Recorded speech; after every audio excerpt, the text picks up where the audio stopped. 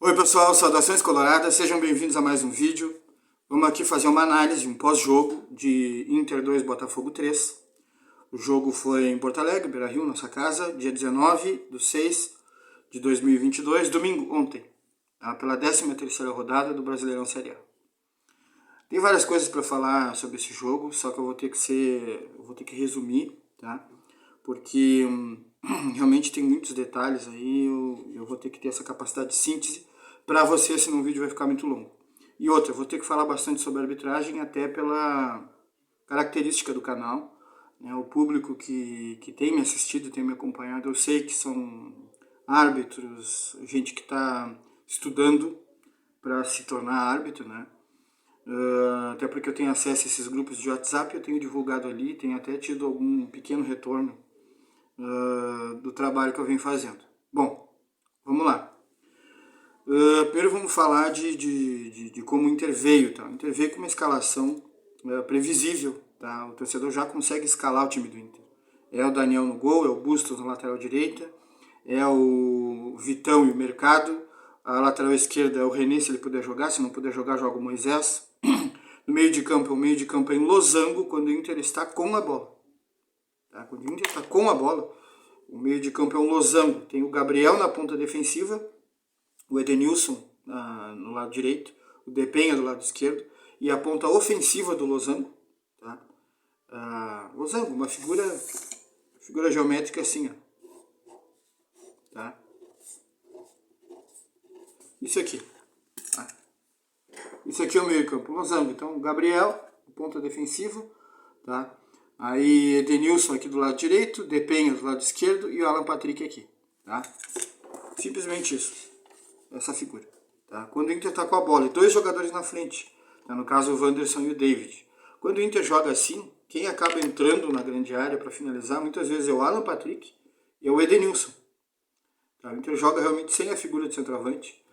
O David, ele também ataca o espaço da grande área, porque ele é um atacante, ele tem que fazer gols, ele tem que fazer esses movimentos, né, os movimentos em diagonal, para atacar o espaço da grande área. Mas o que acontece com o David é que ele prepara algumas jogadas, ele sai bastante da área, faz tabelas, tenta romper as linhas de defesa do adversário, e muitas vezes ele não está na área, é ele que cruza, é ele que sai bastante, faz a tabela e não dá tempo dele chegar na área.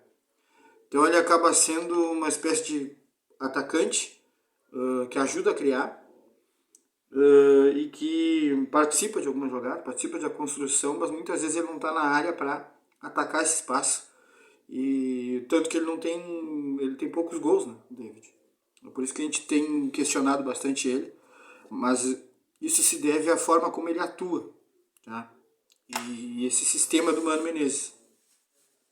Tá? Onde ele está jogando, no quarto está jogando num 4-4-2 sem centroavante. Tá?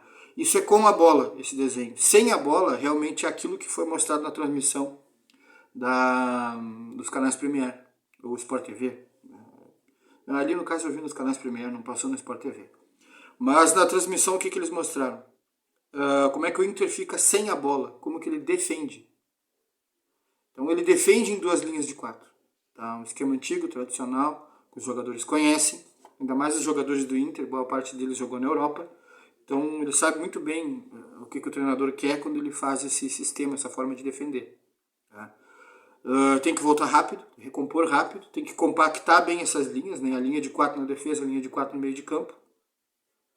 O atacante ele pode retornar e ir até o meio de campo e um meio campista fazer a entrelinha. Tá? Isso pode acontecer ou não. Tá? Ou o próprio meio de campo ali, na hora de mexer a linha, na hora de balançar essa linha, faz um jogador ficar na sobra. Tá? A própria movimentação dos jogadores de meio desloca um jogador do meio para ficar na sobra. Tá? Então isso pode acontecer. Tá? Por exemplo, no Uruguai, o esquema do Oscar Tabares tinha muito isso. Era o Cavani ou o Soares que voltavam. Um desses atacantes ficava no meio, como se fosse um meio campista, formando a linha de 4.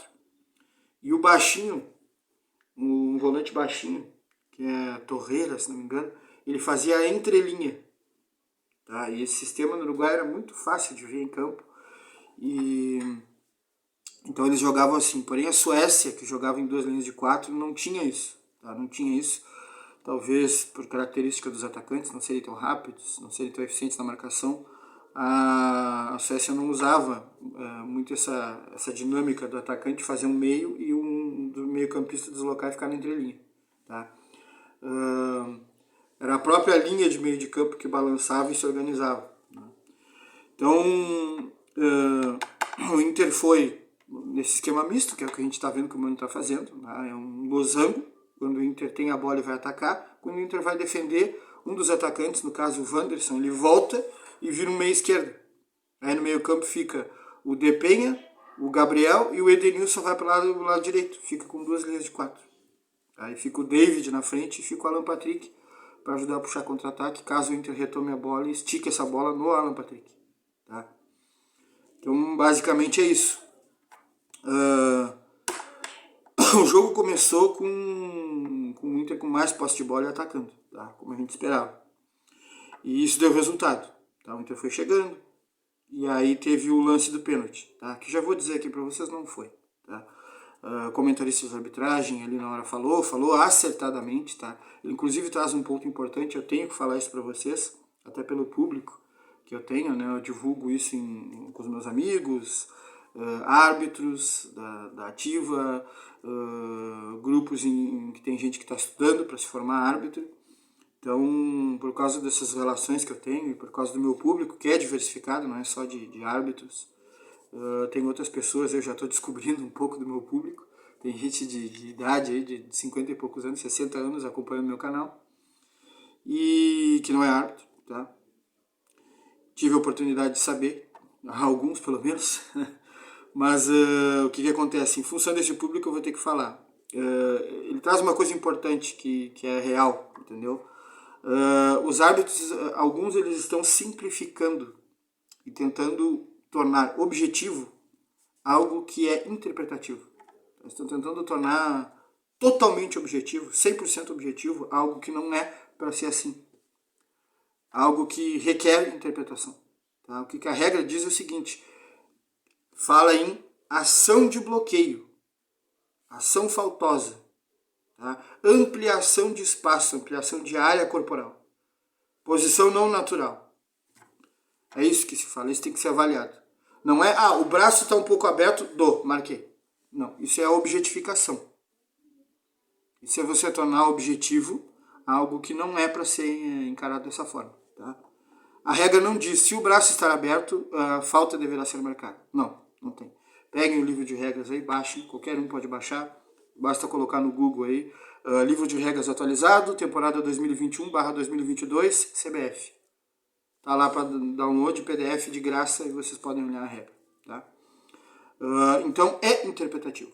Não é se o braço está um pouco aberto, mas o que foi o que aconteceu nesse lance. Tá? O jogador do Botafogo foi lá para defender, se somar o goleiro para fazer uma ação de defesa, a bola bate na barriga desse jogador, vai para o lado do braço esquerdo dele, pega no antebraço esquerdo que está levemente aberto, mas está numa posição natural, ele não está ampliando o corpo. Ele não está sendo como um goleiro de handball, né? Um goleiro de handball, como ele, muitas vezes o atacante sai na cara dele, né? E aí o que ele faz? Ele sai do gol e ele se expande rapidamente, ele abre tipo uma borboleta, ele vai lá e se abre todo e amplia o espaço para ver se a bola bate nele. Tá? Porque é assim, o cara está arremessando com a mão, os caras treinam um monte para arremessar e a bola sai que nem uma bala, e sai na cara dele, pula de fora da área, entra dentro da área para arremessar. Então o cara faz isso, tá? É um recurso. Então quando tem essa ampliação, se considera que é uma ação faltosa, deve ser marcado. Porém, se o braço estiver um pouco aberto, mas está numa posição natural, não deve ser marcado. E é o que aconteceu ali. O braço está um pouco aberto, o braço esquerdo, ela acaba tocando de leve no braço dele. Isso ajuda ela a ficar ali, atrás do goleiro do Botafogo. E aí o goleiro acaba pegando essa bola. Tá? Então, esse pênalti não deveria ter sido marcado, o jogador não deveria ter sido expulso, o árbitro dentro de campo, ele acertou na marcação. E aí teve um problema que foi a cabine, né? O trace na cabine. O árbitro da cabine, Rafael Trace. tá? E ele acabou colocando pulga na orelha do árbitro e chamou ele para olhar, tá? Foi pênalti, o Inter não tem nada com isso, foi lá, bateu e fez o gol, né? Depois, logo em seguida, teve um gol do Inter. Aí sim, nós tivemos um pouco de futebol, uma bela jogada, né? Bustos, Alan Patrick de novo o Bustos e um golaço, uma boa finalização, né? Depois teve gol do Botafogo, tá? Porque o jogo no primeiro tempo ainda terminou o Inter em vantagem, tá? Foi 2-1. Foi 2-1. E o Botafogo fez um gol onde o jogador ele não está impedido. Tá? O que fez o gol, o Vinícius Lopes, não está impedido. A posição dele é normal. O problema não é isso. O problema é que o Saravia ganha essa jogada de sola. Tá? É só olhar o lance, é muito fácil. Tá? É muito fácil você ter a reação natural dos jogadores. Tem 3 jogadores do Inter que levantam o braço quando ele faz essa jogada. O que acontece? Sola é tu ir numa dividida e mostrar a sola do pé. A solar ou de cima para baixo ou reto, tá? Ou para cima, não importa. Se tu mostra a sola e vai nessa dividida com a sola do pé, se considera que é jogo perigoso. Tu tá próximo do jogador, se o jogador estica a perna e vai nessa bola, tu vai solar ele, tá? E isso pode machucar com gravidade. Então é jogo perigoso. Assim que ele ganhou a dividida, com sola, tá? Então um jogo perigoso deveria ter sido marcado, não foi, tá? E aí o que acontece? Você tem problema para os dois lados. Você irrita o Botafogo por causa do pênalti mal marcado, por causa do prejuízo, por causa do espetáculo que foi estragado, cartão vermelho, né? Você começa também a irritar os jogadores do Inter, porque a sola foi clara, tá? E aí o jogo segue assim numa temperatura alta, porque o futebol é um jogo de contato, o futebol é um jogo onde o clima às vezes esquenta. E a arbitragem, ela precisa jogar água. Toda vez que o brasileiro se forma, ela precisa jogar água, ela tem que esfriar. Ela tem não só que aplicar a regra, ela tem que controlar o jogo, tá? É recomendado, inclusive, às vezes que o árbitro acabe agindo como um separador de brigas. Para evitar uma confusão maior, ele intervém e separa os dois. Dá uma dura, separa os dois e se mete no meio de uma confusão que pode começar e evita. Tá? O árbitro ele não é punido por isso. Inclusive, isso faz parte da atuação do árbitro. E procurar evitar uma grande confusão. Tá? Então, eu separei aqui outros lances, mas eu não vou tratar lance a lance, detalhe por detalhe com vocês, como eu já fiz anteriormente, porque senão o vídeo vai ficar muito extenso. Tá, no primeiro tempo, realmente, o Inter teve bem mais posse de bola, era de se esperar. Até mesmo se tivesse 11 contra 11, mas com um jogador a menos, é evidente que ficou desequilibrado. Posse de bola, 68-32 para o Inter. Finalizações, 8-1. Tá? Percentual de passes, percentual de acerto, né? 88 para o Inter, 71 para o Botafogo. Passes completados, 283 para o Inter, 65 para o Botafogo. Quer dizer, o Inter controlou. Tá? Houve substituição, né? No primeiro tempo, entrou o alemão no lugar do Wanderson. Não achei que o alemão entrou mal, acho que ele dá alguma coisa que o David não dá, que é mais presença de área. No segundo tempo, no intervalo já, o Tyson acabou entrando porque o Patrick sentiu. Tá? Sentiu. E é previsível isso. É previsível isso que o Patrick está retornando de uma cirurgia hernia inguinal. Deve ter feito uma preparação para o retorno, mas está sendo utilizado de forma medida, dosada pelo Mano Menezes. Normalmente ele sai no segundo tempo. Tá? Creio que sim, ele está tentando apressar o ritmo de jogo, o preparo físico desse jogador para utilizar na partida contra o Colo-Colo, sul-americana, que é decisiva. Tá? No segundo tempo, o jogo está 2-1 para o Inter. Tá? Tem essa modificação. Depois tem outra modificação, o Pedro Henrique entra no lugar do David, o Maurício entra no lugar do Moisés e o Depena vai para a lateral esquerda. Tá? O Mano tenta tornar o Inter mais ofensivo, né? Tem jogadas aqui de perigo, quase gol, né? Aos 34, uma boa metida de bola do Tyson para o Bustos. Tá? O Tyson enxerga bem o Bustos. O Bustos faz um bom cruzamento na área. Quem finaliza é o Pedro Henrique. E o Gatito consegue desviar e a bola sai. Tá?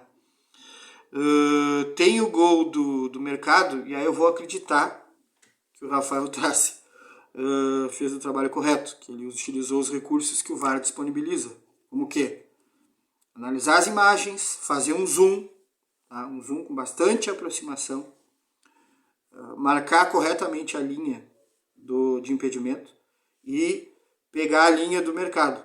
Quero crer que ele pegou a linha da vertical e colocou no ombro do mercado, que estava um pouco inclinado para frente. Tá? Então ele deve ter usado o ombro como referência, colocar a linha vertical ali no ombro, e ali no chão, que aparece a linha horizontal, é a decorrência, é a tecnologia. Tá? Isso não é o operador do VAR que vai escolher onde é que essa linha no chão vai ficar. Não, ele não escolhe. Ele determina a linha vertical. Tá? E aí tem o reflexo no chão, no piso. Então, ele simplesmente congela a imagem, né? Congela no frame ali no momento que bate na bola, e depois vai colocar a linha no ombro do jogador. Então, quero acreditar que o Trace fez isso e que o impedimento ficou caracterizado por alguns centímetros, porque o mercado está com o ombro ou a cabeça na frente. Tá? Lembrando que, nesse tipo de lance, toda e qualquer parte do corpo pode ser usada para marcar impedimento, exceto o braço. O braço não vale. Então, se ele tiver com a cabeça na frente, se ele tiver com o ombro, se ele tiver com o pé, vale. Só não vale o braço. Tá? Quero acreditar, embora tenha ressalvas, tá, em relação ao Rafael Trace. Eu vou explicar para vocês por quê. Não é só por causa dessa partida, tá? Existe um histórico, aí a gente vai ter que comentar sobre isso. Aí o gol foi anulado, tá? do mercado. A imagem mostrada, aparece lá, lance revisado, CBF, VAR e tal. O que aparece? O frame do jogador batendo na bola, tá? As linhas e os jogadores, só que os jogadores aparecem desse tamanho, bem pequenininho. Tu não consegue ver o que ele usou, onde é que ele botou essas linhas, como é que ele trabalhou, não consegue. Tá? Tu olha aquilo ali, as linhas estão mostrando que há um impedimento ali de centímetros, né? Porém, como que ele trabalhou, não se sabe. Tá? Então, assim, acredito que isso aí vai passar por mudança, ou seja, o lance vai ter que ser mostrado ampliado, ou seja, o zoom que existe no software, esse recurso que existe vai ter que ser utilizado para congelar a imagem e mostrar o lance para o telespectador, para o público em geral. Vai ter que ser mostrado mais no detalhe. Tá? Assim como no áudio vai ter que aparecer o cara, estou colocando a linha no ombro do jogador do Internacional, estou colocando a linha no pé do jogador ou no ombro do jogador do Botafogo, entendeu? Nem sempre aparece nos áudios, observem isso, tá? Tem gente que opera o VAR e que fala isso, tá? Teve uma mulher que falou isso, tá? Vamos usar aqui como referência o ombro do jogador fulano de tal, ela fala isso no áudio, tá? E tem um operador que não fala nada, tá? Sobre o que ele está fazendo, né? Creio que isso aí é uma evolução que vai acontecer, não tem jeito, tá? Aí o que acontece? O Inter, na verdade, o Mano percebe que o Inter está meio desfocado, tá? Tem muita reclamação e o Inter está meio desfocado, e ele pega e fala, vamos jogar o jogo, presta atenção no jogo. Ele fala isso para os jogadores, e é o que me pareceu. Os jogadores começaram a desfocar. Assim como os do Botafogo reclamam, os do Inter começaram a reclamar. O gol do Saraiva foi com sola, e tu não deu. O outro ali foi um problema que tu causou. Realmente, foi causado. O clima, a temperatura sobe muito também em função de arbitragem, tá? De problemas de arbitragem. Tá? O jogo que já é... O futebol já é assim, ele já é quente, ele já tem problema, ele já tem uma dificuldade, né? Os jogadores ficam nervosos, é um jogo de contato, né? Aí o Internacional acaba levando um outro gol, tá? A gente achava que esses lances de bola alta na defesa do Internacional tinham melhorado. Por quê? Porque com o Mano Menezes, o que aconteceu? O Inter começou a não perder, começou a não levar mais gol de bola alta, e a gente achava que o problema tinha sido resolvido. Mas a gente está vendo nesse jogo que não. Não, o Inter ainda tem problema com bola alta, sim. O Inter deixa de marcar jogadores, o Inter deixa de marcar centroavante dentro da área. Tá? Apesar de que o Erisson não é muito alto, ele tem menos de 1,80 m, é um jogador de 1,78 m, 1,79 m, mas ele está livre para fazer o gol, ele está livre, não tem marcação alguma. Ele faz o gol numa jogada que tem um rebote ali, porque o cara ele consegue cabecear de novo a bola para dentro da área, e aí o jogador do Botafogo faz o gol. E tem um quase dentro do gol que dá condição. Então, quer dizer, a defesa não está bem não nessas jogadas de bola alta. Tá? E o Inter toma um outro gol de bola parada, a bola é cruzada para a área e o Erisson faz gol de novo, sozinho, só que ele está em posição de impedimento. Mas por pouco, tá? Por pouco. Teve outra jogada também por cima que o jogador do Botafogo conseguiu concluir. Então, quer dizer, o que nós achávamos que estava bem resolvido pelo Mano Menezes, que era essa fragilidade que nós tínhamos antes com Medina, né, essas bolas altas, na verdade não está. Não está. Né? O Inter toma 2-2 e aí no final do jogo, um monte de acréscimo, né? Nesse contra-ataque, o Botafogo faz um gol legal. Disputa com o goleiro, não tem falta ali, não tem problema nenhum, e sai um gol legal e fica 3-2 pro Botafogo e o jogo termina. Tá? Agora vamos falar aqui de um detalhe importante que eu anunciei para vocês e quero comentar. O seu Rafael Trace, Santa Catarina, tá? Ele mudou para o Paraná, inclusive. Não, ele era do Paraná e foi para Santa Catarina. É isso. Ele era do Paraná e foi para Santa Catarina. Este árbitro. Ele tem 40 anos de idade. Ele não atua mais no campo de jogo. Ele atua agora só na cabine. Aí eu pergunto a vocês, por quê? Por que vocês acham que ele não atua mais no campo de jogo com 40 anos de idade? Tá sendo que ele era do quadro nacional e agora só está na cabine. Botem Rafael Trace, polêmica de arbitragem, que vocês vão ver jogo de Corinthians, jogo de São Paulo, Figueirense, tá? Vários jogos. Tá? Ele era um árbitro, que os jogos dele tinham bastante polêmica, ele teve erros, tá? Ele chegou a ser punido, esse árbitro, e agora ele está trabalhando só na cabine. Tá? Então, sim, para resumir e fazer um fechamento desse vídeo, árbitros são punidos. Tá? Existe uma comissão de arbitragem que avalia o trabalho deles e eles são punidos. Tá? Vocês que estão estudando, tá? Não caiam nesse senso comum que diz que os árbitros erram e não acontece nada com eles. Não é assim que acontece. Tá? A questão é que as punições, a maioria esmagadora delas não é divulgada, não se dá publicidade. Tá? A comissão entende que a mídia pode usar muito mal isso, tá? E pode surgir um problema novo aí, contra o qual pode ser difícil de lidar. Tá? Então eles não divulgam. Porém, em jogos de muita repercussão, tá? Jogos muito importantes, às vezes eles publicam sim, o árbitro tal, na partida tal, foi punido. Tá? Para que não fique aquela impressão de que nada acontece. Porém, observem, quando o árbitro vem trabalhando 2 vezes por semana, direto, 2 ou até, às vezes apita até mais do que 2 vezes por semana, tá? Ele vem trabalhando, de repente ele fica um bom tempo sem trabalhar nada, você não vê ele nem em Série B, nem em Série A, nem em Copa do Brasil, ele apitando, fica um mês fora. Tá? Quando isso acontece, pode registrar que esse árbitro foi punido, sim, ele tomou uma geladeira. Tá? Então é isso, pessoal. Dá like, compartilha, considera a possibilidade de se inscrever no canal. Sugestões, comentários, dúvidas aqui embaixo. E até a próxima. O Internacional fez um péssimo jogo, desfocou. Tá? E fica muito difícil fazer uma análise desse jogo aqui, porque ele foi estragado pelo trabalho da arbitragem, infelizmente. Tá? Esses árbitros vão ser punidos? Não sei. Não tem como tu prever o que vai acontecer, o que a comissão de arbitragem vai definir. Tá? Mas se eles forem punidos, isso acontecerá alguns dias depois. Tá? É isso aí, obrigado pela atenção de todos, até a próxima.